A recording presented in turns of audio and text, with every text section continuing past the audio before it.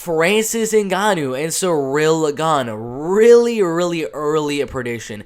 Ciryl Gane just looked absolutely amazing, knocking out Derrick Lewis in the third round. The statistics on that fight were 98 strikes to 16 strikes from Derrick Lewis. An absolute masterclass. The man is just an absolute beast. I mean, he goes out there every single time, puts on that speed of that jab, the 1-2, the leg kicks, the body kicks. Literally everything about Ciryl Gane is really, really good, except for maybe the power. The power is the only thing where it's a little bit iffy there, because there's a lot of guys in the heavyweight division that have a lot more power than Ciryl Gane, but Ciryl Gane definitely has some decent power in his hands. But in this fight with Ciryl Gane and Francis Ngannou, if this fight is what is going to happen next, it's going to be a tough fight to judge who's going to win, because we know Francis Ngannou with 16 wins and 3 losses inside the UFC, knocked out Luis Henrique, knocked out Curtis Blades, knockout win, Kimura submission win, okay? 2 first-round knockout wins. Yeah, he had 2 losses there, but a buttload of knockout wins. That's all you really need to know for a guy like Francis Ngannou, is he's going out there and he's trying to knock you out in the first round. And he's not going to knock you out in 5 minutes of the first round. He's knocking you out in 45 seconds, 26 seconds, a minute, 20 seconds, 52 seconds. I mean, the man has all the power in the world, and he is so athletic for a heavyweight. The same thing can be said for Ciryl Gane. Just, you got to take away the power. Ciryl Gane has power, but the power kind of works over time. It's going to take 1, 2, 3, 4 rounds for Ciryl Gane to kind of get in all that volume, all that pressure, and kind of have that power work for him, because he's not going to be the guy that's just going out there trying to land one big right hand and get the knockout. That's just not Ciryl Gane. Ciryl Gane is going out there, staying on the outside, going in and out, in and out, in and out with a jab and 1-2, a little bit of leg kicks, body kicks, that type of stuff, a little bit of clinch work, a little wrestling and grappling mixed in as well, and he's looking to win the fight by a decision. That'd be the main way I see him winning the fight on Francis, because we do know Francis has never lost a fight by knockout or submission. So if Ciryl Gane's going to win, it's going to be a decision win. It's going to be a very dominant win in the later rounds. Maybe the early rounds will go to Francis Ngannou when he's a little bit more fresh. A lot of people do have the little stereotype that Francis does not have really, really good cardio. Now, his cardio isn't as good as Ciryl Gane, but he does have a really, really solid cardio. The only time where his cardio really suffered was against Stipe Miocic. Every other fight, we haven't really got to see him in the later rounds to see if his cardio does hold up. But in this fight with Ciryl Gane, I don't think that cardio is going to play the biggest factor, because Ciryl Gane, I mean, he does have very, very solid wrestling, much better wrestling and grappling than Francis, but he does have a 20% takedown accuracy, wasn't able to take down Alexander Volkov.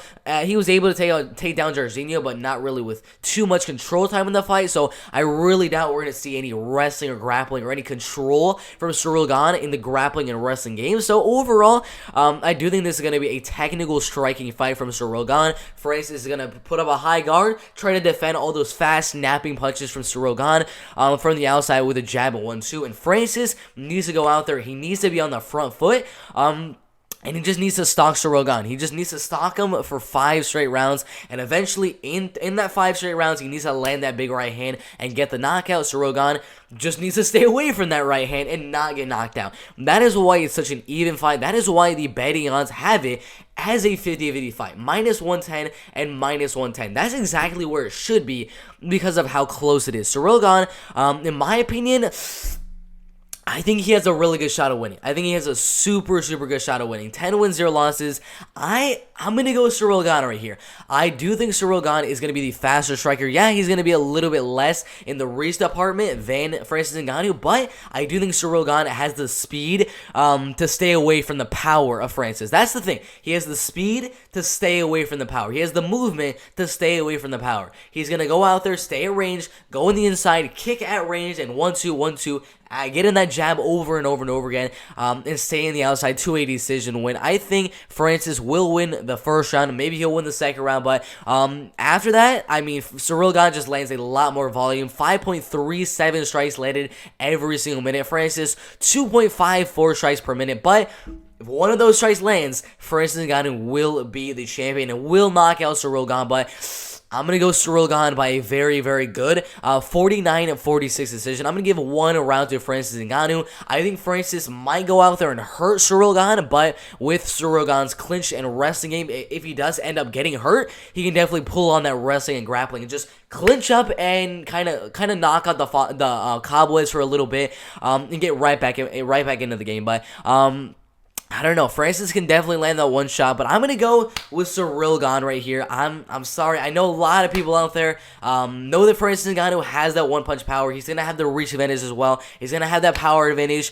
He's just not gonna have the speed. He's not gonna have the movement. And if the fight does go all the way, Ciryl Gane throws a lot more volume. He's a lot faster. Has better movement. Everything like that. So my prediction is going to be Ciryl Gane. I'm sorry, guys. I'm going to go with Ciryl Gane right here. He just seems like he's going to be the future of this heavyweight division. Francis Ngannou, I know can land the one punch, but my prediction right here is going to be a Ciryl Gane, a 49-46 unanimous decision. But what do you guys think is going to happen? I know everyone out there and their mom is probably saying Francis Ngannou, of course, is going to go out there, land a big right hand, and get that knockout in the first or second round. I originally thought that. Before I saw the fight with Ciryl Gane and Derrick Lewis, I mean, Ciryl Gane showed what he can do with a one-punch knockout fighter like Francis Ngannou, and I think he's going to stay on the outside and win the fight by decision. But what do you guys think is going to happen? Put your predictions in the comment section below. Do you guys have Francis Ngannou going out there, landing that one punch, and getting that knockout win in the first or second round? Or do you have the new up-and-coming French fighter with 10 wins and 0 losses, staying on the outside and winning the fight by decision? Put your predictions in the comment section below. I love to see what you guys think is going to happen in this fight, but I'm gonna go Ciryl Gane. Thank you guys for watching the video. Like the video, subscribe to the channel, and everything like that, and we'll see you in the next video. Let's go.